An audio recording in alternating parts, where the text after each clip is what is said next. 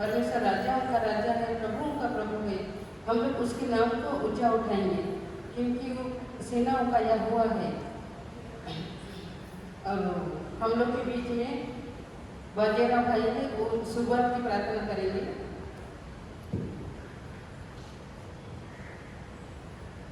Hallelujah, praise the Lord, thank you Jesus. धन्यवाद पिता परमेश्वर, सुंदर समय के लिए मैं अपने आँख को और यहाँ बैठे हुए हर एक अपने हाथों में संबंध कर रहा हूँ। जो भी हम स्तुति आराधना करने जा रहे पिता परमेश्वर, वो आपके और से होगा पिता परमेश्वर। जो भी शैतानी बातें, शैतानी बंधन, शैतानी योजना हम तोड़ देते हैं यीशु मसीह के नाम से। आगे का सारा समय अपने हाथ में स्वतंत्रता परमेश्वर। ये दिल की प्रार्थना यीशु मसीह के नाम से सुना करो, आमीन। हालेलुया। आए हम उस परमेश्वर की स्तुति आराधना करेंगे जो अति महान योग्य है। हालेलुया। आज का दिन यहोवा ने बनाया है, हम उसमें आनंदित हो, आनंदित हो। आज का दिन यहोवा ने बनाया है, हम उसमें आनंदित हो, आनंदित हो। प्रभु को महिमा मिले, चाहे वो मेरा प्रभु को महिमा मिले, चाहे वो मेरा वो बड़े में कटू रहे किसी का आगे का दिन यहोवा ने बनाया है, हम उसमें आनंदित हो, आनंदित हो। स्तुति प्रशंसा करें, क्यों ना कुछ होता रहे। स्तुति प्रशंसा करें, क्यों ना कुछ होता रहे। उसको हम पाते रहें, चाहे कहाँ भी रहें। आज का दिन यहोवा ने बनाया है, हम उसमें आनंदित हो, आनंदित हो। आता हूँ तेरे पास, मुझको कबूल कर ले।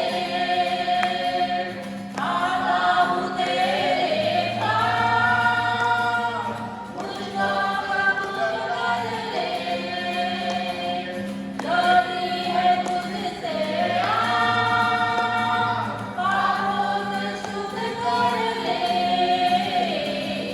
आज का दिन यहोवा ने बनाया है, हम उसमें आनंदित हो, आनंदित हो। आज का दिन यहोवा ने बनाया है, हम उसमें आनंदित हो, आनंदित हो। आनंदित हो, आनंदित हो। हालेलुया। हाँ प्रभु, हम पिता परमेश्वर, आज का दिन प्रभु जी आपके आनंद में करते पिता परमेश्वर। हम तेरी स्तुति करते, तेरी आराधना करते परमेश्वर। हाँ प्रभु, योग्य है स्तुति पिता परमेश्वर। हर एक अपने मन को खोल दो और परमेश्वर के सामने रहो और उसकी स्तुति आराधना करो। हालेलुया। मिलकर हम सब गाते ही गाते, सारे जहां को सुनाते। जय हो तेरी महिमा, हो तेरी प्रभु सबको हम यह गीत सुनाते। हालेलुया, जय जय हो तेरी महिमा, हो तेरी प्रभु सबको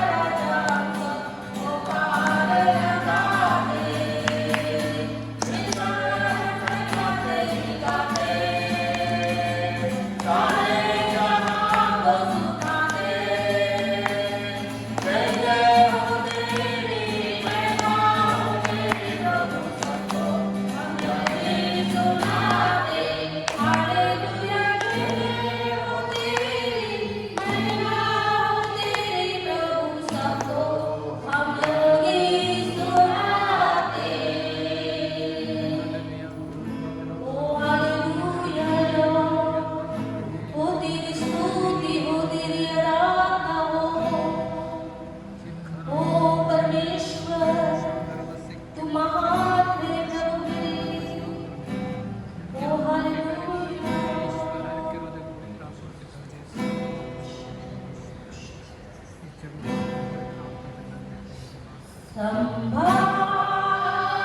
प्रभु जी जीवन के हर पल में, संभाल प्रभु जी जीवन के हर पल में।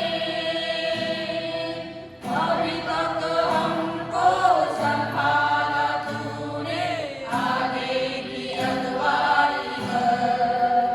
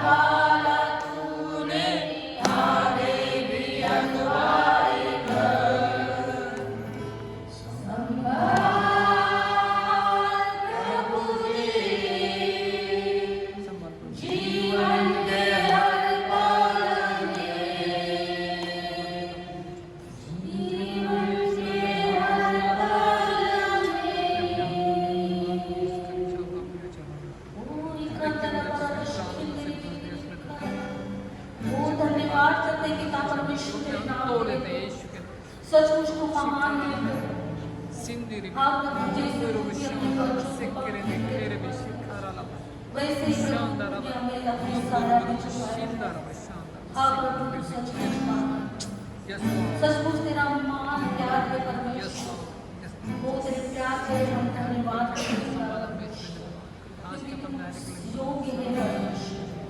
हाँ तेरी स्तुति करते, तेरी आराधना करते। ओ हालेलुया।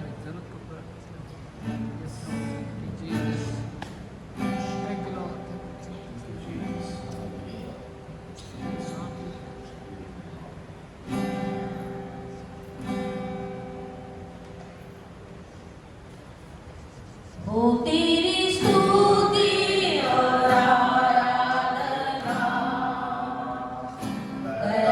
हूँ मैं तुझसे ये प्रार्थना, महिमा से तेरी तू इस जगह को भर, जो भी तू चाहे तू यहाँ पर कर।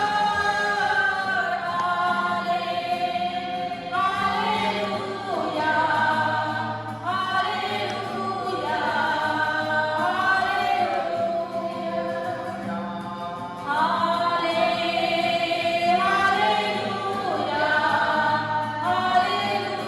हालेलुया,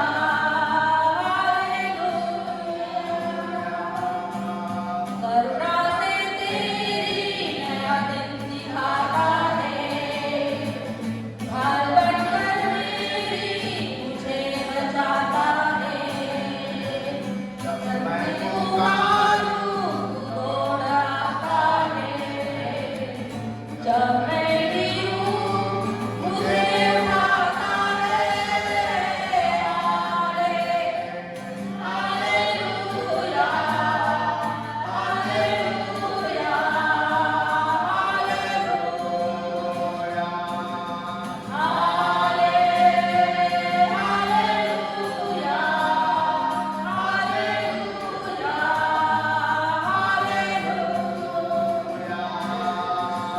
सारे जहां में उसका कोई नहीं, तुझको छोड़ कोई प्रभु नहीं। तेरे तू बस तेरे सामने, तू है मेरा प्रभु, तू मेरा पिता।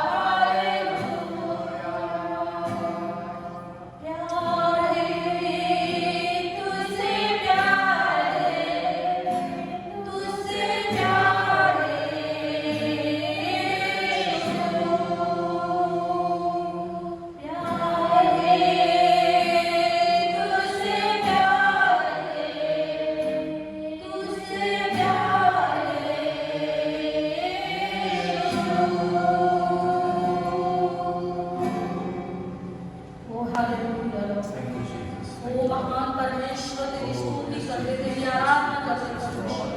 हर एक के मुंह को छू लो पिता परमेश्वर, हर एक के दिल को छू लो पिता परमेश्वर। हाँ परमेश्वर, तू यहाँ पे तेरी उपस्थिति है प्रभु। हम विश्वास करते हैं परमेश्वर, क्योंकि तू महान है, अति महान है परमेश्वर है। हर एक को पिता परमेश्वर, हर एक जन पिता परमेश्वर तेरे सामने रुकने लगे प्रभु, क्योंकि तू ही एक में परमेश्वर है। ओ हालेलुया, हालेलुया। ओ धन्यवाद, धन्यवाद करते तेरे नाम के लिए परमेश्वर। ओ तेरी स्तुति हो, तेरी आराधना हो परमेश्वर। ओ इखा तेरा बड़ा बशके तेरी भी खरा। हालेलुया, तेरी महिमा हो। तेरी आइए जैसे उसकी स्तुति आराधना करके उसके नाम को ऊंचा उठाते हैं, अपने हृदय के साथ अपने आंखों को बंद करते हुए अपने ध्यान को उस परमेश्वर पिता की ओर लगाए रखें, जिसने अपने इकलौते पुत्र प्रभु यीशु मसीह को हमारे लिए दे दिया। वो क्रूस पे चढ़ा और उसने अपना लहू बहाया ताकि हम पापों से छुटकारा प्राप्त करें। आइए समय है अपने आपे में आए, अपने आपे में आए, अपनी गलतियों को उसके सामने लिए आए। अगर किसी के बारे में अगर हमने कड़वाहट अपने हृदय में रखी है, उसे बाहर निकाले, एक दूसरे के साथ मेल मिलाप करें, एक दूसरे को माफी मांगे, क्षमा करें। और आइए हम ये समय है कि जब हम प्रभु भोज में सहभागी होते हैं तो अपने पवित्र मन के साथ, अपने अच्छे विचारों के साथ हम एक दूसरे के साथ सहभागी होते हुए प्रभु यीशु मसीह के चेले होने के नाते उसके शरीर में सहभागी हो जाए, उसके लहू में सहभागी हो जाए। ये हमारे लिए प्रभु भोज में सहभागी होने का समय है। आइए हम सब लोग हम अपने हृदयों को खोल दें, अपने आप में आते हुए अपने ध्यान को उसके ओर लगाए। Thank you Jesus. धन्यवाद करते परमेश्वर पिता प्रभु ये समय के लिए हम धन्यवाद करते, आपने हमें सुंदर सा मौका दिया फिर से एक बार 2000 साल पहले जो प्रभु यीशु मसीह ने हमारे लिए जो अपनी जान दे दी, उस कलवरी के क्रूस पे हमारे पापों के लिए उसने अपने आप को उस कलवरी के ऊपर टंगा दिया, ताकि उसका पूरा शरीर के साथ उसका पूरा लहू हमारे लिए बलिदान के तौर पे चढ़ाया जा सके। उसी के याद में इस समय प्रभु जी हम इस रोटी को और इस प्याले को प्रभु हम आशीषित करते हैं, जो यीशु मसीह का शरीर और उसका लहू कहलाता है। हम इसे पवित्र करते हैं। यहाँ उपस्थित रहने वाला हर एक कोई, जो ऑनलाइन जो उपस्थित देखने वाला हर एक कोई प्रभु, उन्हें जो हर एक दिन इसमें सहभागी होने पाए प्रभु जी, और अपने आपे में उस सारे बातों को छोड़ते हुए, भुलाते हुए, सारे बातों को क्षमा करते हुए, एक दूसरे के साथ मेल मिलाप करते हुए इस प्रभु भोज में सहभागी होने के लिए सहायता मदद करो प्रभु जी। मलबारी कलीसिया के सारे लोगों को प्रभु हम आपके हाथ में समर्पित करते हैं। प्रभु आप हर एक की सुधि लो प्रभु जी, और हर एक को प्रभु जी आपकी महिमा के लिए खड़ा करो प्रभु जी। हम धन्यवाद करते, स्तुति करते हैं। फिर से एक बार प्रभु जी इस रोटी को और इस प्याले को पवित्र करते हैं। जितने लोग इसमें सहभागी होते हैं उन्हें तो हर एक कोई आपके चेहरे ठहरने पाए प्रभु जी, और संसार के लिए गवाही देने पाए प्रभु जी, सुसमाचार सुनाने पाए प्रभु जी, और अपनी गवाही दूसरों को बांटने पाए प्रभु जी। धन्यवाद करते, स्तुति करते हैं। इसलिए प्रार्थना को प्रभु यीशु मसीह के नाम से मांगते हैं, आमीन। Thank you Jesus. जो लोग प्रभु भोज में सहभागी होते हैं आप खड़े रहे, और जो नहीं भाग लेते हैं आप बैठ सकते हैं।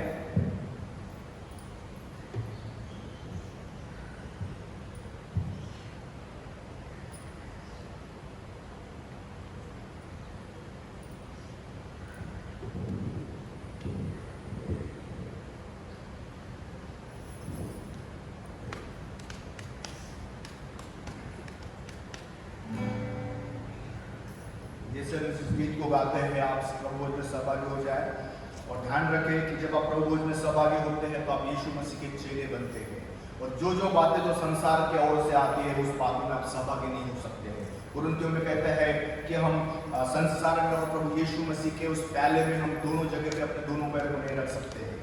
आमीन।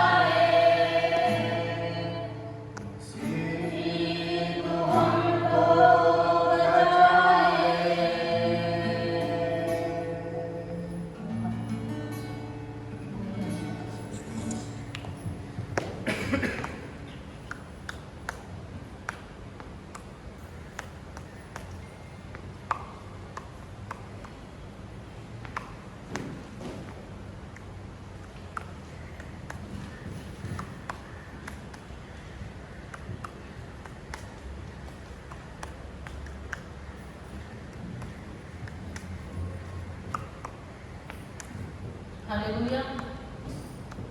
आए हम परमेश्वर के भंडार में अपने दान और दशम को लाए।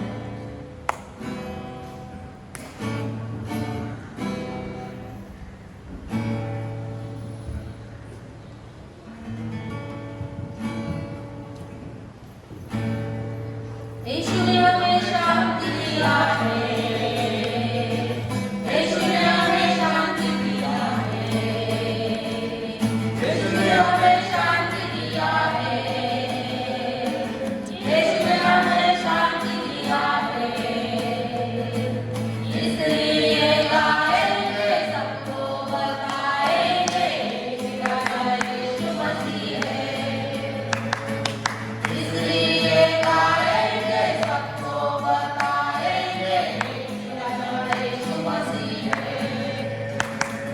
Hallelujah, hallelujah, hallelujah, hallelujah, hallelujah, hallelujah, hallelujah, hallelujah. Yeshu ने हमें आनंद दिया है। यीशु ने हमें आनंद दिया है। यीशु ने हमें आनंद दिया है। यीशु ने हमें आनंद दिया है। इसलिए गाएंगे, सबको बताएंगे, राजा यीशु मसीह है। इसलिए गाएंगे, सबको बताएंगे, राजा यीशु मसीह है। Hallelujah, hallelujah, hallelujah, hallelujah, hallelujah,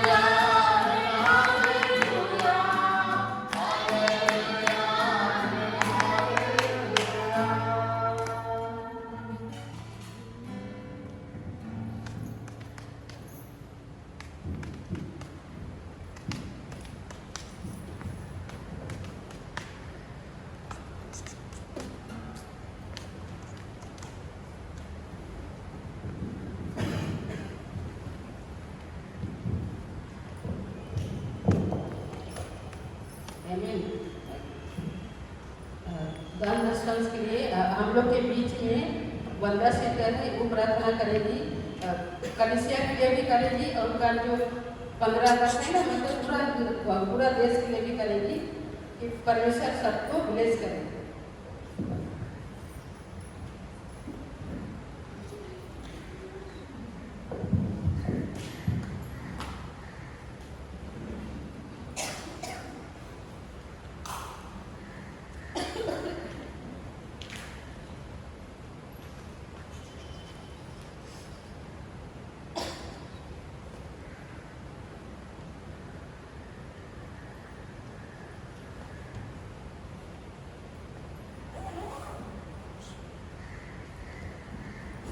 हम लोग प्रार्थना करेंगे।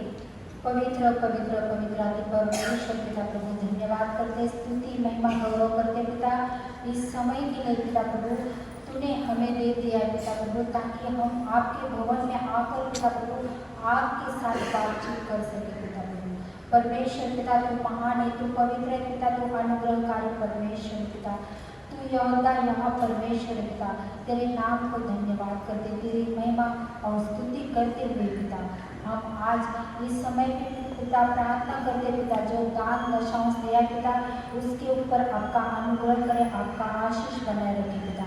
जिन्होंने दिया है पिता उसके घर परिवार में, उसके बच्चे लोग ने और उसे पूरे काम काज में पिता प्रभु तो आशीषित करे पिता, और जिन्होंने नहीं दिया पिता उसे देने की बुद्धि और ज्ञान देना पिता। धन्यवाद करते पिता प्रभु, आज मैं प्रार्थना करती पिता प्रभु, इस समय पिता प्रभु जितने भी बीमार लोग हैं पिता प्रभु परमेश्वर पिता, नाना तरह की बीमारी पिता उसके जीवन में पाई जाती है पिता प्रभु, हम नहीं जानते, लेकिन पिता उस भाई बहन को छोटे बच्चे से पिता प्रभु हुजूर लोग तो तू ठीक करे पिता, क्योंकि तेरे कोड़े खाने से चंगाई पाई जाती है पिता। परमेश्वर पिता प्रभु आज मैं प्रार्थना करती पिता प्रभु, यहाँ जितने भी मेरे भाई बहन बैठे हुए हैं पिता प्रभु उनकी मनों को छू लेना पिता प्रभु परमेश्वर पिता, जो वचन हमारे लिए आने वाला है पिता उस वचन के लिए पिता प्रभु सब बहन के भाई के पिता प्रभु मन को हृदय को तू छू लेना पिता प्रभु, तैयार करे पिता प्रभु, जो बातें पिता प्रभु आपके दास के द्वारा हमें कही जाएगी पिता, उस बातों पर हम भरोसा करके पिता तेरे वचनों में बढ़ने पाए पिता। परमेश्वर पिता आज मैं प्रार्थना करती पिता कि संसारिक दुनिया में पिता प्रभु बहुत सारे भाई बहने पिता अपने पिता प्रभु आपका नाम तक मालूम नहीं पिता प्रभु, इस संसार के भेड़ में वो भटक गए पिता प्रभु परमेश्वर पिता, उस संसार के भेड़ को पिता प्रभु तूने उसको भटकने नहीं देगा पिता प्रभु, क्योंकि तू पवित्र प्रभु है पिता, तू अपने भेड़ों को संभाल के लेके आएगा, क्योंकि तू ही हमारा चरवाहा है पिता। परमेश्वर पिता कल के लिए मैं प्रार्थना करती पिता, जो कल पिता स्वतंत्र दिन है पिता प्रभु परमेश्वर पिता, तेरा वचन कहता है तुम्हें स्वतंत्र करेगा। हाँ पिता प्रभु तेरा वचन पिता प्रभु, तेरे वचन के द्वारा पिता प्रभु हमें स्वतंत्र कर दिया है पिता प्रभु परमेश्वर पिता प्रभु, जो स्वतंत्र पिता प्रभु हमारे जीवन में दिया है पिता, उस स्वतंत्र के द्वारा पिता प्रभु हम हर जगह पे पिता प्रभु आपका नाम का प्रचार करने के लिए हमारी अगुवाई करें, सहायता करें पिता। परमेश्वर पिता आज पूरे देश में, राष्ट्र में, गांव नगर शहर सब आपके हाथों में देती पिता, सबके लिए अगुवाई करें, सहायता करें पिता। और पिता प्रभु हमारे बीच में पिता जो हमारे पासवान है पिता प्रभु, जो हमारे लिए आपके द्वारा वचन लेके आए पिता प्रभु, उस वचन के ऊपर आपका अनुग्रह करें, दया करें पिता, और उस वचन के द्वारा पिता हमारे जीवन को तू बदल देना पिता, ताकि तेरा वचन पवित्र है, कारण तू पवित्र है पिता। धन्यवाद करते, स्तुति महिमा प्रभु यीशु के नाम से मांगते हैं, आमीन।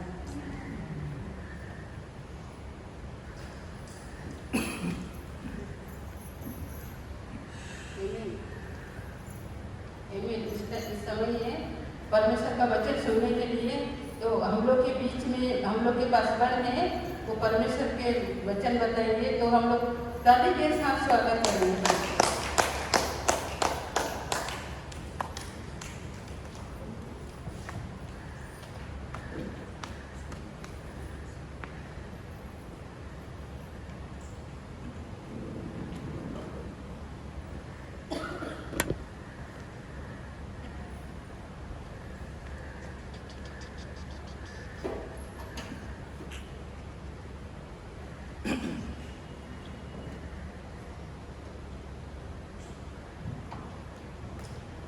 आमेन, हालेलुया, प्रेज द लॉर्ड। क्या वचन सुनने के लिए तैयार है? हालेलुया। सो आइए हम लोग लूका इसके 16वां अध्याय में से वचन को देखेंगे, आमेन। और जैसे कि आप लोग हर इतवार के दिन यहाँ पे आते हैं, मैं विश्वास करता हूँ कि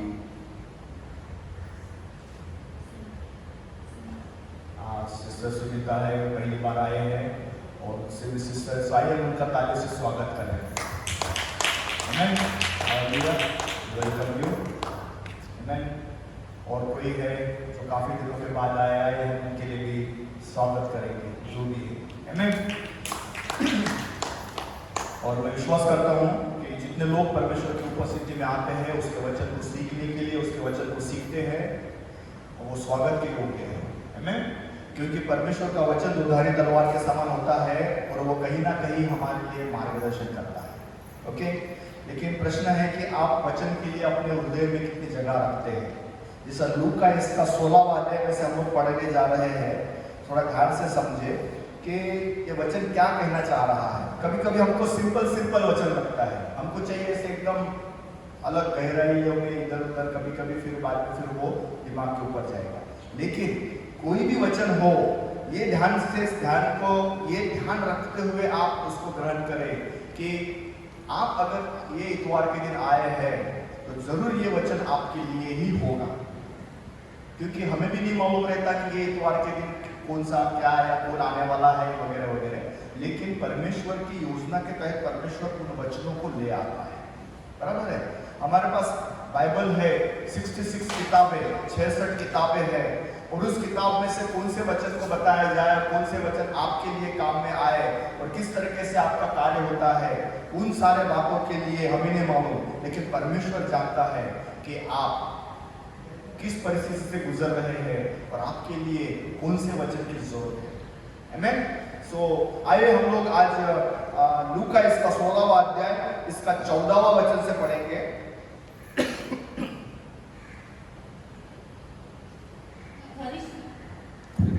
फरीसी जो लोभी थे, ये सब बातें सुनकर उसे ठट्टों में उड़ा ले।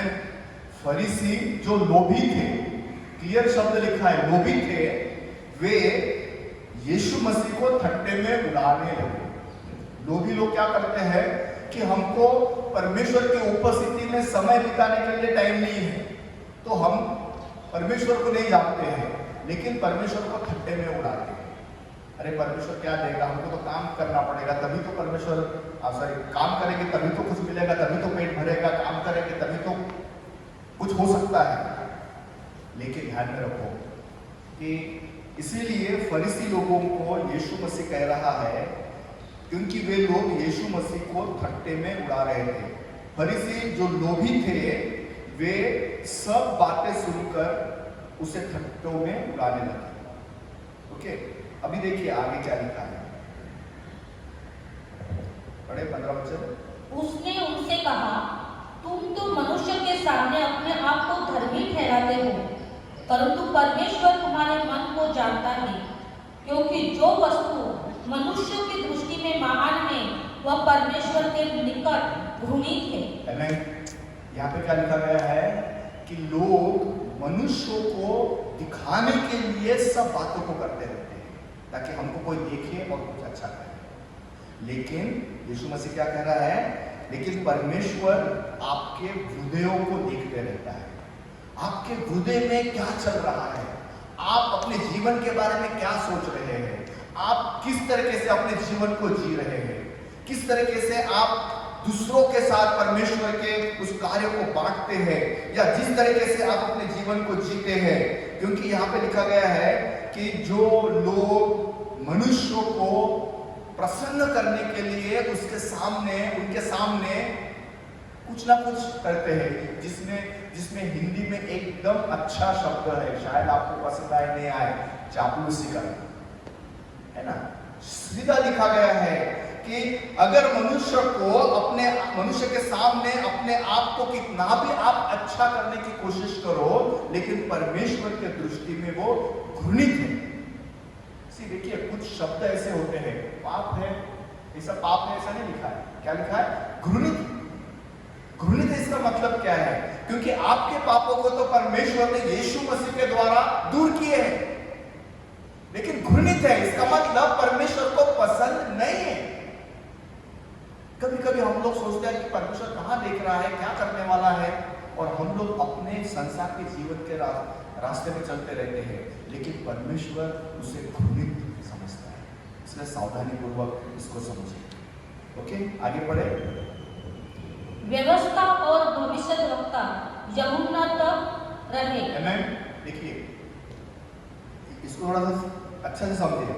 व्यवस्था और भविष्यद्वक्ता मीन्स पुराना नियम में मूसा की कानून कायदा था, पुराना नियम में भविष्यद्वक्ता थे। तो कानून कायदा मूसा के द्वारा लाया हुआ कानून कायदा और भविष्यद्वक्ता की बातें जो डायरेक्ट आती थी। अभी दो बातें हैं, ध्यान में रखो। यहाँ पे एक है कानून कायदा और भविष्यद्वक्ता। यहाँ पे सीधा सीधा लिखा गया है कि व्यवस्था, व्यवस्था यानी लिखी हुई बातें, लिखी हुई बातें जिसको लोगास में कहते हैं, तो लिखी हुई बातें हैं। हमारे पास बाइबल है, 66 किताबें हैं जो लिखी हुई है। और भविष्यद्वक्ता, भविष्यद्वक्ता हमेशा वो बोलते थे, मीन्स बोली हुई बातें, जिसको रेमा कहते हैं। बोली हुई बातें मीन्स लिखी हुई बातें जो परमेश्वर के ओर से है, और जो बोली हुई बातें होती है वो दोनों परमेश्वर के वचन के साथ मेल खाना चाहिए। वरना हम लोग लिखित बात कहती है कि झूठ मत बोलो, और हम लोग अपने मुंह से झूठ बोलेंगे तो परमेश्वर के लिखित वचन के साथ हमारे मुख से निकला हुआ शब्द मेल नहीं खाता। इसीलिए भविष्यद्वक्ता जब भी वे कुछ बोलते थे वो मूसा के कानून कायदे के दायरे में कहते थे। कभी भी उन्होंने भविष्यद्वक्ताओं ने मूसा के जो कानून कायदे के दायरे के बाहर कभी नहीं बोले, क्योंकि परमेश्वर की जो योजना थी वो आदम से लेकर यीशु मसीह के क्रूस पे चढ़ने तक की जो पूरी जो जर्नी थी, वो जर्नी में परमेश्वर ही जानता था कि कौन से समय पे क्या करना है। क्योंकि मनुष्य के कितने सारे generation after generation, generation after generation जा चुके थे। कितने लोगों ने परमेश्वर का आदर किया, कितने लोगों ने परमेश्वर का अनादर किया, कितने लोगों ने परमेश्वर के वचनों के अनुसार चले, कितने लोगों ने परमेश्वर के वचन के खिलाफ कार्य किया। ऐसे कितने जनरेशन आफ्टर जनरेशन निकल गए। इसीलिए यीशु मसीह अभी नए नियम में शास्त्री फरीसी जो धर्म के ठेकेदार कहते थे, जो ये सोचते थे कि हमको सारे संसार से सबसे ज्यादा बाइबल के बारे में जानते हैं, हम लोग तौरात के बारे में जानते हैं, पुराने नियम के बारे में जानते हैं, मूसा के कानून कायदा व्यवस्था के बारे में जानते हैं, ऐसे समझने वाले शास्त्री फरीसी लोग थे। उनको यीशु मसीह कह रहा है, ध्यान में रखें कि व्यवस्था, दो बातों को यहां पे लिखा गया है, व्यवस्था और भविष्यद्वक्ता। व्यवस्था और भविष्यद्वक्ता ये तो यूहन्ना तक ही है, यूहन्ना तक ही था। इसका मतलब सब लोग ध्यान से समझे, क्योंकि हम लोग आगे जाने वाले हैं, तो शायद यहां से हम लोगों का टॉपिक कोई दूसरा निकलने वाला है। मीन्स यूहन्ना के बाद यीशु मसीह आया, यूहन्ना के बाद यीशु मसीह आया। लेकिन जो परमेश्वर का जो कानून कायदा था, जो व्यवस्था थी, वो यूहन्ना तक ही था, क्योंकि उसके बाद यीशु मसीह उस सारे कानून कायदे को अपने ऊपर लेके हमारे लिए वो क्रूस पे मरने वाला था। इसीलिए यीशु मसीह इनडायरेक्टली वो शास्त्री फरीसी को ये बोलना चाहता है कि जो रीति रिवाज है तो इसे चलते रहने वाली है, लेकिन यीशु मसीह इसलिए आया ताकि वो सारी व्यवस्था को अपने ऊपर ले सके और वो हमारे लिए वो बलि चढ़ सके, हमारे लिए वो क्रूस पे मर सके, ताकि यीशु मसीह के बाद हमारा न्याय व्यवस्था के अनुसार नहीं, लेकिन आपके विश्वास के अनुसार हो। हमारा न्याय व्यवस्था के अनुसार नहीं, लेकिन आपके विश्वास के अनुसार हो कि आप क्या विश्वास करते हैं। अगर आप यीशु ही प्रभु करके विश्वास करते हैं, तो क्या आप यीशु मसीह के चेले कहलाते हैं, या फिर आप रीति रिवाज के अनुसार सिर्फ आप हर संडे कलीसिया को आना चाहते हैं, चर्च को आना चाहते हैं, तो फैसला आपको करना है। और इसीलिए यीशु मसीह को क्या कह रहा है कि जो भी रीति रिवाज की बातें हैं वो केवल यूहन्ना तक ही सीमित है। देखिए आगे पढ़े 17 वचन, और सॉरी उसी को कंटिन्यू करें। उस समय से परमेश्वर के राज्य का सुसमाचार सुनाया जा रहा है और हर कोई उसमें प्रबलता से प्रवेश करता है। आमीन। सुसमाचार का कार्य सुनाया जा रहा है और हर एक कोई प्रबलता के साथ उसमें प्रवेश करता है। पिछले बार भी हमने प्रबलता के साथ प्रवेश करने के बारे में आपको समझाया है। कभी कभी आपने देखा कितने क्रिकेट देखते हैं ना, ऐसा भले आपको इंटरेस्ट है नहीं है, लेकिन मेरे को एग्जांपल बताने के लिए ऐसा लगा कि क्रिकेट में कोई जो देश का होता है क्रिकेट, जो भी जीते हारे, लेकिन जो जीतने वाला देश होता है तो कभी कभी एकदम बोलते हैं ना विकट परिस्थिति से एकदम वो जीतने को जाते हैं। तो कुछ लोग होते हैं पब्लिक जो देखने वाले हैं, वो सिक्योरिटी तोड़ के वो ग्राउंड में दौड़ना चाहते हैं, घुसना चाहते हैं। आपने देखा होगा है ना, वो व्यक्ति कोई भी हो, चाहे लेडीज जेंट्स कोई भी हो, वो इतना एक्साइटेड होते हैं कि उनका देश जीत रहा है, तो वो क्या करते हैं, जितनी सिक्योरिटी उसे तोड़ के एकदम अंदर घुसना चाहते हैं, वो अपनी खुशियां मनाना चाहते हैं कि देखो हमारा देश जीत रहा है। आप समझे? इसका मतलब वो व्यक्ति क्या कर रहा है, फोर्सफुली अपनी खुशी के लिए, अपनी खुशी जाहिर करने के लिए अपने आप को उस बातों पर डाल रहा है। वैसा ही बाइबल में कई व्याकरण लिखे हुए हैं, जैसा कि जो एक अटारी से यीशु मसीह के चढ़ाई के लिए एक व्यक्ति को छोड़ा गया था। 4 लोगों ने उसको कहां से, रूप से, अटारी से, ऐसा बोला है कि छत से छोड़ा गया। बराबर है? सोचो कि वो लोग कितने एक्साइटेड रहेंगे, इतना भीड़ है, ये है वो यार, छोड़ दो, कहीं से रास्ता में तो ऊपर से तो देख सकते हैं। कोई सोचा था कि हम लोग ऐसा करेंगे? कभी कभी हम लोग सोचते हैं, कभी ये गेट पे आए, वॉचमैन ने जाने नहीं दिया, हम घर पे चले गए, कौन घूम के आएगा इधर से? बराबर है ना? कभी कभी हम लोग सोचते हैं यार क्या करें, अभी इतना जल्दी जाके क्या करेंगे, वो तो बाद में कुछ चेयर लगा रहे, ये कर रहे, और चेयर लगाने को हेल्प करने के बजाय आप चेयर पे आके बैठना पसंद करते हैं। प्रेज़ गॉड, प्रभु ने आपके लिए चेयर रखी है।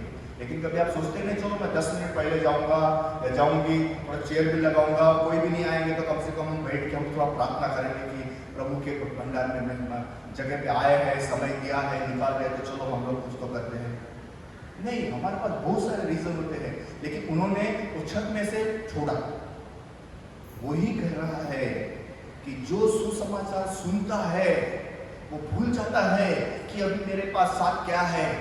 सुसमाचार सुन के प्रभु यीशु के पीछे चलने वाले से कई लोग हैं कि जिनको मैं एक व्यक्ति को जानता हूं, अभी वो कौन सा रिलीजन से आया मैं वो नहीं बताऊंगा, लेकिन वो व्यक्ति है, जब उसने बोला कि अपने घर में जाके पिताजी को कि मैं प्रभु यीशु मसीह के पीछे चलना शुरू कर दिया, अभी मुझे बात की सारी बातों को नहीं चाहिए, उसके पिताजी ने गन निकाले, उसको गोली मार दी।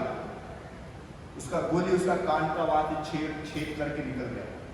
तब से वो घर छोड़ के निकल गया। क्यों? क्योंकि उसको चाहत है कि मैं यीशु मसीह के पीछे चलूं। अगर मैं पाप के राहों में है, अगर मैं मौत के राहों में है, और मेरे जो मजूरी है वो पाप के वजह से वो दंड है जो मौत है, अगर उसमें से अगर प्रभु यीशु मसीह ने मुझे छुड़ाया, तो क्यों ना मैं यीशु मसीह के पीछे चलूं। चाहे संसार मुझे कुछ भी कहे, चाहे मुझे समय के बारे में क्या है, मेरे आगे पीछे मेरे बारे में कौन क्या सोचता है, कभी नहीं। लेकिन मैंने जब यीशु मसीह को अपनाया है तो मुझे मेरे जीवन को यीशु मसीह के पीछे चलते रहना है। उसको कहते हैं कि सुसमाचार को सुनाया गया, लेकिन कई ऐसे लोग हैं जो ताकत के साथ, बल के साथ उसमें प्रवेश किए, वरना लोग किनारे पे बैठे बैठे वाले लोग देखते रह रहे हैं, लेकिन यीशु मसीह को अपनाया ही नहीं। कोई लोग सोचते हैं ना वो जा रहे चर्च को, जाने दो उनको जाने दो, अरे वो कुछ प्रभु के लिए कुछ कर रहे, करने दो उनको करने दो, हम तो ऐसा बैठे हुए। फैसला आपको करना है। पढ़े आगे। आकाश और पृथ्वी का टल जाना व्यवस्था के एक बिंदु के निकट जाने से सहज है। हमें क्या कहा जाता है कि आकाश और पृथ्वी का टल जाना मीन्स पूरा पृथ्वी उलट पुलट हो जाएगा तो भी चलेगा, लेकिन परमेश्वर का कानून, परमेश्वर की व्यवस्था का एक बिंदु को भी आप हिला नहीं सकते हैं। इतना खतरनाक कानून परमेश्वर के ओर से है। कभी कभी देखो देश में अभी कानून लगते हैं तो कितने कानून तोड़ते हैं, कितने कानून सुधारते हैं, कितने कानून को बदलते हैं, क्या क्या नहीं करते, सोचते कि यार ऐसा है वैसा है, जो भी एक्सवाइज है। प्रेज़ गॉड, अपना देश अच्छा है। लेकिन मैं ये कहने की काम ये मैं बताना चाह रहा हूँ कि जो मूसा के द्वारा जो कानून दिया था वो मूसा ने नहीं दिया था, वो किसने दिया था? परमेश्वर ने दिया था। वो कानून किसने दिया था? परमेश्वर ने दिया था। और आपको कभी लगता है ऐसा कि परमेश्वर का दिया हुआ कानून वो बराबर नहीं है? अरे वो पुराने नियम में कानून दिया परमेश्वर ने, वो बराबर नहीं है, ठीक ठाक नहीं है। क्या लिखा है? बकरी चढ़ाओ, बलि चढ़ाओ, खून निकले, जो वगैरह वगैरह वगैरह, क्या कानून ना? ऐसा लगता है? बाइबल कहती है कि जिसने इस ब्रह्मांड को बनाया, जिसने इस इंसान को बनाया, वही वो दवा को जानता है कि ये ब्रह्मांड को और इस इंसान को कैसे बचाया जा सकता है। जिसने इस ब्रह्मांड को बनाया, जिसने इस इंसान को बनाया है, वही जानता है कि इंसान को कैसे बचाया जा सकता है। और जो कानून जो दिया गया है, जो परमेश्वर की ओर से कानून है, इसीलिए कोई भी नहीं कह सकता है कि ये कानून गलत है या कानून का एक शब्द गलत है। ये आकाश और पृथ्वी टल जाएगी, लेकिन उसका कानून का एक बिंदु, एक काना मात्रा भी नहीं टल सकता है, ऐसा यहाँ पे लिखा है। लेकिन वो पूरी की पूरी व्यवस्था को, वो पूरे के पूरे कानून को, जिसका एक बिंदु भी आप इधर का उधर नहीं कर सकते हैं, वो एक एक बिंदु बिंदु के साथ प्रभु यीशु मसीह ने वो अपने ऊपर ले लिया। प्रभु यीशु मसीह ने वो अपने ऊपर ले लिया और आपको फ्री किया, आपको स्वतंत्र किया, आपको कहा कि आप पापों से मुक्ति है। अगर आप विश्वास करते यीशु पे, आप पापों से छुटकारा प्राप्त करते। अगर यीशु मसीह ने ऐसा कहा होता कि मैं पूरे कानून को अपने ऊपर ले लेता हूं, लेकिन 2-3 लाइन जो कानून है, 2-4 कानून आपके लिए छोड़ जाता हूं। अगर परमेश्वर का बनाया हुआ कानून अगर आपके लिए छोड़ा जाता, तो आप सोचो क्या वो कानून को आप कितना पालन कर सकते हैं। बाइबल में लिखा गया है कि अगर एक बिंदु का भी अगर फर्क होता है तो भी आप नरक के रास्ते में, एक बिंदु भी अगर आपके जीवन से कुछ होता तो नरक के रास्ते में। चलो एक बिंदु की क्या है, एक हफ्ते की तो बात है, क्या करेंगे? आपको 100 साल का जीवन जीना है। कभी कभी हम लोग बोलते हैं ना, आप लोग ज्यादा अनुभव है, कभी कभी किसी के जीवन में कुछ ऐसी बीमारी का कुछ अंश होता है, अभी पता नहीं जो भी है, तो कभी भी हम लोग उसके साथ वरीड रहते हैं। जो भी समझो, कहाँ पे भी हो आपके शरीर में, आप सोचेंगे अरे अभी क्या करें, अभी इसको लेके जिंदगी जीना पड़ेगा ना। अभी कुछ भी है, अभी आप समझ रहे हैं मैं क्या बोल रहा हूँ, जो भी है, जिंदगी भर अभी इसको लेके जीना पड़ेगा। अभी कितने साल इसको लेके जीना पड़ेगा, है ना? कितने साल, तो कितना टेंशन रहता है। आप सोचेंगे हाँ 2-3 हफ्ता, हाँ हॉस्पिटल में जाएंगे, ऑपरेशन कर देंगे, निकल गया, हो गया। 3 हफ्ते 1 महीने में फ्री, चलो प्रेज कर। बट आपको कहा जाएगा नहीं नहीं नहीं, आप फ्री नहीं, इसको आपको लाइफ टाइम रखना पड़ेगा। फिर आप क्या करेंगे? सोचो, अगर परमेश्वर उस कानून कायदे में से यीशु मसीह ने अगर आपके लिए 2-3 कानून कायदे छोड़ रहा होता था और आपको बोलता था कि आपको अपनी जिंदगी भर इस कानून कायदे को लेके चलना है, तो आप कैसे जीवन जीते होते थे शायद। लेकिन परमेश्वर का धन्यवाद हो कि उसने पहले हमसे प्रेम किया और अपने इकलौते पुत्र यीशु मसीह को दे दिया, क्योंकि वो जानता है कि जो परमेश्वर की जो दी हुई जो कानून कायदा के एक एक बिंदु से बिंदु केवल यीशु ही अपने ऊपर ले सकता है। संसार का कोई भी प्राणी, इवन कोई भी इंसान या कोई भी जानवर की जाति ऐसी नहीं है कि उसके कानून कायदा का 100% पालन कर सके। और इसीलिए प्रभु यीशु मसीह को दिया और गॉस्पेल सुनाया गया। जब सुसमाचार सुनाया गया तो जिस किसी ने समझा कि कितनी खुशी की बात है कि यीशु पर विश्वास करने के द्वारा हमें उद्धार है, परमेश्वर का धन्यवाद हो कि हमें मूसा के कानून में से, कानून कायदे में से एक बिंदु भी पालन करने की जरूरत नहीं है, लेकिन यीशु पर विश्वास करना है। तो हम उन सारे बंधन से, उस पाप के जो मजदूरी है मृत्यु से बचाए जा सकते हैं। कितनी खुशी की बात है। या फिर अगर किसी को लगता होगा अरे हम लोग इतने सालों से हिंदू धर्म का पालन कर रहे थे, ये धर्म का पालन कर रहे थे, वो धर्म का पालन कर रहे थे, चलो अब हम लोग क्रिश्चियन धर्म का पालन करें। नहीं, आप समझो यीशु मसीह कौन है। कई साल पहले हम लोग जैसे जो जैसे हम लोग सुसमाचार सुनाते थे, तो एक जन को हमने जाकर सुसमाचार सुनाया कि यीशु मसीह के बारे में। मैं शॉर्ट में बताने जा रहा हूँ। तो नेक्स्ट हफ्ता में जब हम उनको मिलने के लिए गए तो उसके जो देवी देवता के फोटो थे उसके बाजू में उसने यीशु मसीह का भी फोटो दिखा दिया। सो हमने पूछा कि अरे ये फोटो कहाँ से आया, उस दिन आया तो ये नहीं था। नहीं अभी आप आए ना, आपने इतना अच्छा बताया ना, तो फिर हमको लगा कि यीशु का फोटो लगाना चाहिए। मीन्स हमने जो एक्सप्लेन कर दिया कि यीशु कौन है, यीशु को अपने आप को आने के लिए इतने साल लग गए, परमेश्वर ने कितनी योजना बना के कैसे मानव जाति को बचाना है, पीढ़ी से पीढ़ी जाने के बाद कहीं यीशु मसीह का आगमन हुआ, और यीशु मसीह ने क्या क्या नहीं करके वो सारी चीजों को अपने ऊपर ले लिया और वो क्रूस पे बेचारा मर गया, इतनी सारी बातें हमारे लिए किया, और उसके बदले में हमने क्या किया, सुना अच्छा है और एक फोटो लाकर रख दिया, हमारा काम खत्म। कितना ये आसान है। परमेश्वर कितना लंबा बड़ा योजना बनाता है, और हम लोग उसके साथ क्या करते हैं, एक फोटो लाके लगा देते दीवार पे, हो गया अपना काम, हमारा तो काम हो गया, हमने हमारा घर में फोटो लगा दिया। समझो, अगर आप यीशु पर विश्वास करते हैं, आपको समझना है कि यीशु मसीह क्या है, आपको समझना है कि आप कैसे यीशु मसीह के साथ जुड़े हुए हैं, आपको समझना है कि आपका न्याय आपके विश्वास के अनुसार होने वाला है, आपको समझना है कि आपका उद्धार आपके विश्वास के आधार पर जुड़ा हुआ है। लेकिन उसके बदले में, आपके छोटे से विश्वास के बदले में परमेश्वर ने कितनी बड़ी बात आपके लिए की, शायद आप नहीं जानते। इसीलिए यहाँ पे सावधानी के साथ हम लोग यहाँ पे पढ़े आगे 18 वचन, जो कोई अपनी पत्नी को त्याग कर, एक मिनट, सॉरी 19 वचन से पढ़े। एक धनवान मनुष्य था जो बैजनी कपड़े और मलमल पहनता और प्रतिदिन विलास और धूमधाम के साथ रहता था।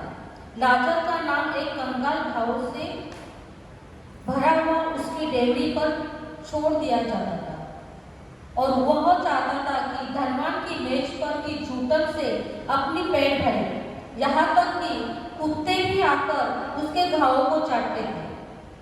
ऐसा हुआ कि वह कंगाल मर गया, और स्वर्गदूत ने उसको लेकर अब्राहम की गोद में पहुंचाया। वह धनवान भी मर गया और गाड़ा गया, और अधोलोक में उसने पीड़ा में पड़े हुए अपनी आंखें उठाई और दूर से अब्राहम की गोद में लाजर को देखा। बस ठीक है, 23 वचन तक पढ़ा, 24 वचन को हम लोग पढ़ेंगे, उसको पकड़ के रखो उंगली से, ठीक है। यहाँ पे अभी देखिए, यहाँ पे यीशु मसीह अभी ये बता रहे हैं, अभी तक यीशु मसीह ने उस शास्त्रीय फरोशी को बताया कि कितना महत्वपूर्ण है, मूसा का कानून कितना महत्वपूर्ण है, किस तरीके से परमेश्वर के राज्य के बारे में कितना महत्वपूर्ण है, और अभी यीशु मसीह अभी एक लाजर का और एक धनी व्यक्ति का वो बता रहा है, इसको पैराबल बोल सकते हैं, बता रहा है। क्या बताया कि एक धनी व्यक्ति था और उसी के देवड़ी में एक गरीब लाजर था, वो वहां रहता था। और अभी ये कहानी को मैं डिटेल में नहीं बताऊंगा, लेकिन आप लोग जानते हैं। लेकिन ऐसा लिखा गया है कि धनी व्यक्ति का जो कुछ भी जो बचा कुचा रहता था, जो जूठन रहती है, वो खा के वो जीवन जीता था, वो गरीब व्यक्ति।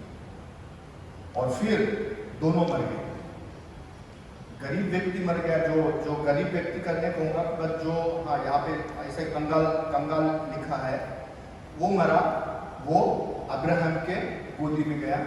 लेकिन जो अमीर व्यक्ति मरा, तो वो यहाँ पे ऐसा लिखा गया है कि वो नरक में। अभी थोड़ा सा एटीट्यूड, थोड़ा सा ये समझो कि एक्चुअली यहाँ पे यीशु मसीह क्या बताने जा रहा है। यीशु मसीह तो आपको स्टोरी तो नहीं बता रहा कि आप सो जाओ ऐसा बोलते ना, बच्चों को स्टोरी बता के सुलाते हैं। यीशु मसीह तो आपको वो तो सुला तो नहीं रहा है किसी को वहाँ पे, है ना, वो कुछ बता रहा है। तो एक्चुअली वो क्या बता रहा है, उसको ध्यान गौर करो। यहाँ पे ऐसा लिखा गया है कि जब वो धनी व्यक्ति देखता है कि अब्राहम के गोदी में लाजर बैठा है, वो चिंतित है। वो क्या है? चिंतित है, टेंशन में है कि ऐसा कैसा हो सकता है कि मेरा जिधर खाना गिरता था, वो जो खाता था, वो वहां पे पहुंचा, मैं इधर कैसे पहुंचा। कभी कभी हमको ऐसा लगता है कि हम इतनी सारी बातें करने से हम जीवन में अच्छा रहेगा, फिर कभी ऐसा नहीं हो। हालांकि मैं अभी आपके लिए करके नहीं बोलूंगा, लेकिन ऐसा मानो कि हमने सब कुछ अच्छा करने के बावजूद भी हम वहां नहीं पहुंचे, जहां धनी व्यक्ति गया वहां पहुंचे, तो फिर क्या फायदा? क्या फायदा? सी, आपने अपने जीवन को जीते समय पे यही सोच के जीवन जिया होगा कि मैं ऐसा करूंगा तो अच्छा होगा, वैसा करूंगा तो अच्छा होगा, इधर जाऊंगा तो अच्छा होगा, उधर जाऊंगा तो अच्छा होगा, सब अच्छा ही सोच के किया, उसके लिए कोई डाउट नहीं। लेकिन समझो आपने जितना किया सब करने के बावजूद भी अगर आप उस जगह पे पहुंचे जहां पे ये धनी व्यक्ति पहुंचे, और फिर आपने वहां से ऐसे व्यक्ति को देखा कि जिसका आप कभी सोच ही नहीं सकते थे कि वो अब्राहम के गोदी में बैठा हुआ है, तो फिर आपको क्या लगा? ऐसा कि अरे हमने अपने लाइफ में क्या क्या नहीं किया, लेकिन क्या उपयोग हुआ?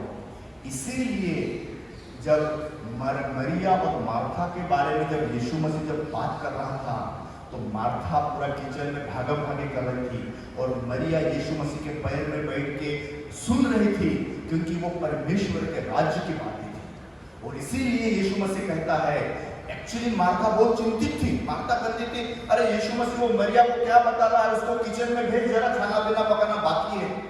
लेकिन यीशु मसीह कहता है कि मरिया ने चुना वो सही बात को चुना।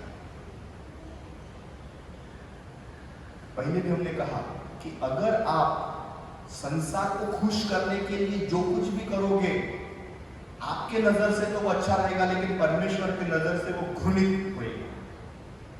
इसीलिए आप कितना भागम भागी कर रहे हैं वो इंपॉर्टेंट नहीं है, बल्कि आपके दिल में क्या है वो इंपॉर्टेंट है।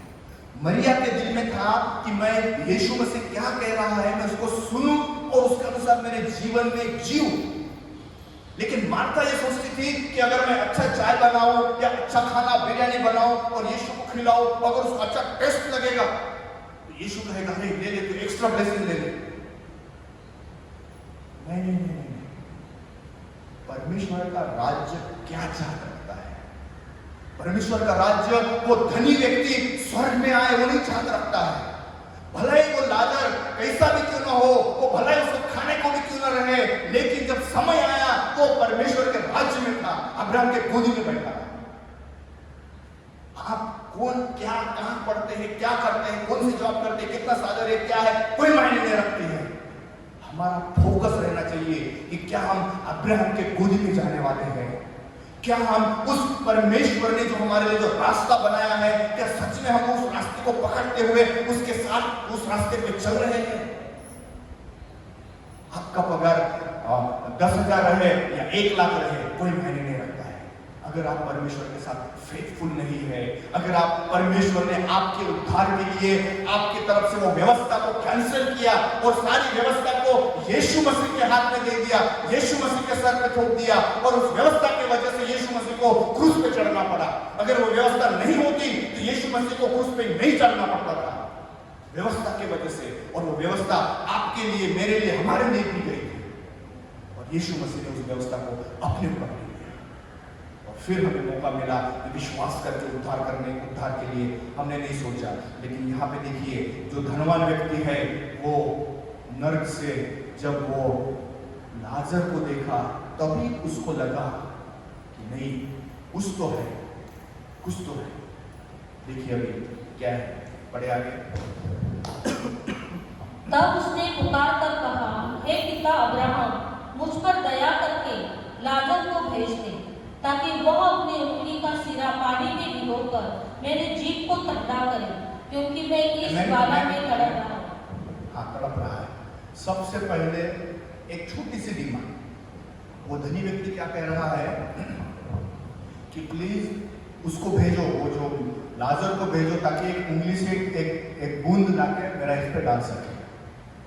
ये क्या दर्शाता है कि ऐसी परिस्थिति आई तो वो अमीर व्यक्ति वो लाजर की मदद लेने के लिए तैयार है। जब लाजर उसके घर पे था तो कभी लाजर की उसने चिंता की?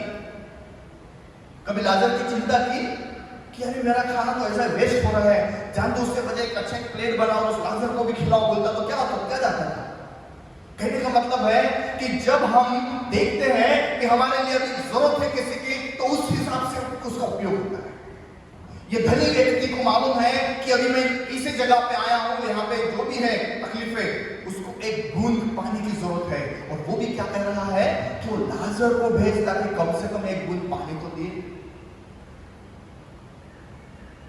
उसकी ऐसी नौबत आ गई, लेकिन जब वो व्यक्ति था उसके साथ वो समय पे उसने उसके बारे में कुछ नहीं किया। अभी भी मैं आपको बताता हूं, आप जितने लोग स्वर्ग में जाना चाहते हैं स्वर्ग में जाएंगे, लेकिन जो आपके फ्रेंड लोग, आपके रिश्तेदार, आपके अड़ोसी पड़ोसी जिससे आप ज्यादा प्रेम करते हैं, अगर वो उस नर्क में गया और वहां से अगर उसने आपको देखा और जोर जोर से चिल्लाएगा, आपको गाली मारेगा, बोलेगा आप मेरे साथ कितने साल तक रहे लेकिन कभी आपने मुझे यीशु के बारे में नहीं बताया, अगर यीशु के बारे में बोलते तो मैं भी आपके साथ में उधर होता या उधर होती, यहाँ पे नहीं। कभी कभी हम लोग अपने जीवन को जीते हैं तो छुपा के जीते हैं, लेकिन क्या मालूम कि एक दिन हमारी मुलाकात उस जगह पे हो जाए, तब आप अपने आप का क्या जवाब दोगे? क्या तभी भी आप छुपाओगे कि नहीं मैं तो चर्च में जाती नहीं थी, पता नहीं मैं इधर कैसे पहुंच गई? होएगा ऐसा ही। अगर आप सेंसिटिव नहीं है, अगर आप समझ नहीं रहे हैं कि परमेश्वर की क्या इच्छा है आपके जीवन के लिए, लेकिन यहाँ पे उस धनी ने उस लाजर को पहचाना कि अरे मेरे देवड़ी पे जो खाना पड़ा रहता था उसको खाने वाला यही व्यक्ति है, और कहता है कि उसके द्वारा कम से कम थोड़ा पानी पीने को मिले। आगे बढ़े। परंतु अब्राहम ने कहा, हे पुत्र, स्मरण कर कि तू अपने जीवन में अच्छी वस्तुएं ले चुका है और वैसे भी लाजर बुरी वस्तु है, परंतु अब वह यहाँ शांति पा रहा है और तू तड़प रहा है। आमीन। अभी तू अपने जीवन का जितना भी जो आयुष करना है तूने कर लिया। अभी तूने जो कुछ भी अपने जीवन में कर लिया है वो कर लिया, अभी तू उधर ही थी। लेकिन ये व्यक्ति बेचारा कुछ ये नहीं किया तो उसको इधर शांति के साथ रहने दो, इसको शांति के साथ इधर रहने दो। पढ़े आगे। इन सब बातों को छोड़ और तुम्हारे बीच एक भारी गड्ढा ठहराया गया है कि जो यहाँ से उस पार तुम्हारे पास जाना चाहे वे न जा सके और न कोई वहां से इस पार आ सके। आमीन। पढ़े आगे। उसने कहा, तो हे पिता, मैं तुझसे विनती करता हूँ कि तू उसे मेरे पिता के घर भेज, क्योंकि मेरे पास भाई है, उनके सामने इन बातों की गवाही दे, ऐसा न हो कि वे भी इस पीड़ा की जगह में आए। आमीन। देखो, अभी उसको अपने भाइयों की याद आ रही है, अभी उसको भाइयों की याद आ रही है, कह रहे कम से कम मेरे भाई तो बचे, मैं तो नहीं बचा लेकिन कम से कम भाई तो बचे। देखिए, जब उसने टेस्ट किया तो उसको समझ में आ गया, लेकिन वो वहां से रिवर्स नहीं आ सकता है। कभी कभी उदाहरण के तौर पे मैं ये बताना चाहता हूँ कि अगर हम संसार के रास्ते में चलते हुए, अगर संसार का जो अधिपति है, जो शैतान है, अगर उसने कभी हमारे जीवन के ऊपर ऐसे कुछ बातें की या ऐसा कुछ हुआ और वो बाद में कभी रिवर्स ही नहीं हो पाए, तो आप क्या करोगे? क्या करोगे? मत्ती में कहता है कि सारे संसार को जीत लिया और अपनी आत्मा की हानि उठाया तो आपको क्या लाभ होगा? उन सा समय कब बता के आ सकते हो मालूम है? लेकिन ये व्यक्ति को समझ में आया कि उसने पिक्चर देखा कि अरे ये तो खाली है, दूरी है, इधर से उधर कुछ नहीं हो सकता है, तो कम से कम मैं तो नहीं बच गया तो कम से कम मेरे भाइयों को तो बचा। मैं भाइयों को बचाने के बारे में भी वो सोच रहा है, क्योंकि देखो कभी कभी ऐसा संसार में ऐसी कहावत है कि ऐसा दुख, ये इतना खतरनाक दुख है कि आप किसी के दुश्मनों को भी ये दुख ना मिले। इसका मतलब लोग तो दुश्मन का तो एकदम बदला लेना चाहते हैं, वो दुश्मन तो एकदम मर जाए ऐसा बोलते हैं, लेकिन फिर भी कुछ ऐसी जगह होती है, ऐसी बातें होती है, हम सोचते हैं कि नहीं ये किसी दुश्मन को भी ना मिले, वैसा टाइप हो गया। तो अभी ये धनी व्यक्ति कह रहा है कि कम से कम मेरे भाई तो बचाए जा सकते हैं और भाई के पास भेज। पढ़े आगे। अब्राहम ने उनसे कहा, उनके पास तो मूसा और भविष्यवक्ताओं की पुस्तकें हैं, वे उनकी सुने। आमीन। देखो, इमीडिएटली अब्राहम ने क्या कहा कि उनके पास तो व्यवस्था की किताबें हैं, उनके पास तो मूसा और भविष्यवक्ता की पुस्तकें हैं। मीन्स व्यवस्था, कानून कायदा और भविष्यवक्ता है। कभी कभी लोग चर्च में आते हैं लेकिन सडनली समझो कोई विजिट करने को नहीं गया, कुछ मुश्किल में रहा, क्या करें हम, मुश्किल में तो कोई देखने को भी नहीं आया। लेकिन तुम्हारे पास पवित्र आत्मा तो है, तुम्हारे पास यीशु मसीह तो है। वही वाक्य थे यहाँ पे। इसीलिए अब्राहम उसको कह रहा है कि उनके पास मूसा और भविष्यवक्ता की किताबें हैं। पढ़े आगे।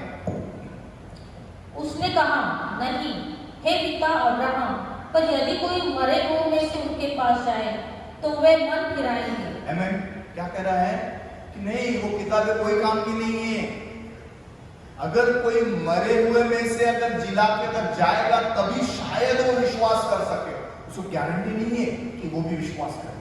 शायद कभी कभी हम लोग सोचते हैं कि अरे मेरा पड़ोसी तो बिल्कुल वो कभी सुधरेगा ही नहीं, अगर यीशु मसीह उतर के भी अगर उसको बताएगा तो भी वो विश्वास नहीं करने वाला। ऐसा हम सोचते हैं, परमेश्वर नहीं सोचता ऐसा। हम सोचते हैं, हम न्याय कर रहे हैं। हम लोग जब जीवन जीते समय पे हम सोचते हैं कि अरे ये ऐसी चीज है तो यह तो मुश्किल ही है, ऐसा हम सोचते हैं। लेकिन यहाँ पे जैसा वो धनी व्यक्ति कह रहा है कि कम से कम अगर ये लाजर इस रोज हमारे घर में रहता था तो मेरे पांचों भाइयों ने देखा है लाजर को, और जब लाजर मरा वो टाइम पे भी उनको मालूम है कि लाजर मरा, तो कम से कम अगर ये लाजर वापस जाएगा तो उनको यकीन होगा कि अरे ये लाजर सच में मरे हुए से जी उठा। लेकिन क्या मालूम, उन लोग सोचेगा कि यार तू लाजर सच में तू परमेश्वर के वहां से आया, सच में तू अब्राहम के गोदी में से आया, सच में तूने मेरे भाई को देखा, सच में तू लगता है कि वो भाई ने इधर हमको बचाने के लिए भेजा। और भी प्रश्न पूछ नहीं, लोगों के सामने कितने भी चिन्ह चमत्कार होने दो, उसके ऊपर और एक प्रश्न आएगा। लोगों को कितना भी जाके परमेश्वर के वचन को सुना, उसके ऊपर और एक प्रश्न आएगा। अगर आपको ऐसा लगता है कि आपके जीवन आप सच में प्रभु यीशु मसीह के पीछे ले जा रहे हैं तो आपको भी उसके ऊपर और एक प्रश्न नजर आएगा। सभी को हर एक जीवन को जीते समय पे उसके ऊपर एक प्रश्न नजर आता है, क्योंकि हम विश्वास कम और अपने आंखों से शारीरिक तौर पे ज्यादा देखना चाहते हैं। हम विश्वास कम और आंखों से शारीरिक तौर पे ज्यादा देखना चाहते हैं। इसीलिए यीशु मसीह के चेले यीशु को बोलते थे कि हमारे विश्वास को बढ़ा, विश्वास को बढ़ा। और पढ़े लास्ट में, उसने उससे कहा, जब वे मूसा और भविष्यद्वक्ताओं के नहीं सुनते तो यदि मरे हुए में से कोई भी जी भी उठे तो भी उसकी नहीं मानेंगे। आमीन। बेसिकली वो अपने हृदय से मानना ही नहीं चाहते। बेसिकली वो अपने जीवन में यीशु मसीह को अपनाना ही नहीं चाहते। बेसिकली वे यीशु मसीह के उद्धार की चिंता ही नहीं करना चाहते। बेसिकली जो कुछ भी यीशु मसीह की ओर से जो शिक्षा मिली है उसके लिए वो चिंतित नहीं है, चाहे उसके पास कुछ भी नहीं चाहिए। वही यीशु मसीह कहना चाह रहा है, वही यीशु मसीह कहना चाह रहा है कि कुछ भी हो जाए वो चिंता नहीं करेगा। इसलिए अब्राहम कह रहा है कि अगर कोई मरे हुए में से जी उठने के बावजूद भी अगर उसके पास जाएगा तो भी वो नहीं सुनने वाले हैं। क्या आप सुनने वाले हैं? क्या आप सुनने के लिए तैयार हैं? प्रश्न आपके सामने है। आइए हम सब लोग खड़े हो जाएंगे। क्या आप सुनने के लिए तैयार हैं? आइए अपने आंखों को बंद करें, अपने हृदय में उस बात को ध्यान रखें कि क्या आप सुनने के लिए तैयार हैं। क्योंकि यहाँ पे अब्राहम कह रहा है कि अगर कोई मरे हुए में से जी उठने के बावजूद भी अगर उसको जाके बताएगा तो जिन्होंने उस भविष्यवक्ता और मूसा की उस किताब में से अगर उसको ही नहीं माना तो फिर जो मरे हुए में से जी उठने के बाद भी जाने के बाद कौन उस पर विश्वास करेगा? इसका मतलब बेसिकली वे लोग विश्वास ही नहीं करना चाहते हैं। लेकिन क्या आप विश्वास करते हैं? क्या आप विश्वास करते हैं? आइए अपने आप को बंद करें, अपने हृदय से उस बात को, उस वाक्य को याद रखें, याद करें कि क्या आप सच में यीशु मसीह के पीछे चलना चाहते हैं? क्या सच में आप उसकी उपस्थिति को समझते हैं? क्या सच में आपको लगता है कि उसके ही द्वारा आपका उद्धार हुआ है? क्या सच में आपको ऐसा लगता है कि आपके पापों को प्रभु यीशु मसीह ने अपने ऊपर लेके उस कलवरी के क्रूस पे वो मरा? क्या सच में आपको लगता है कि आपको संसार से परे प्रभु यीशु मसीह के वचनों के अनुसार अपने जीवन को जीना है। क्या आपको लगता है कि संसार के बजाय प्रभु यीशु को विश्वास करना आपके लिए अनंत काल का जीवन है? आपको क्या लगता है? आपके हृदय में क्या लगता है? आइए आप अपने हृदय में जांचे परखे, हम आपके लिए प्रार्थना करना चाहेंगे। Thank you Jesus, hallelujah Lord, thank you Jesus. धन्यवाद करते परमेश्वर पिता, आपके अनुग्रह दया के साथ प्रभु आपने यहाँ पे हर एक लोगों को इकट्ठा किया। धन्यवाद करते प्रभु जी कि जो वचन आज आया प्रभु जी, होने तो हमारे लिए वो स्वतंत्रता को ले आया प्रभु जी।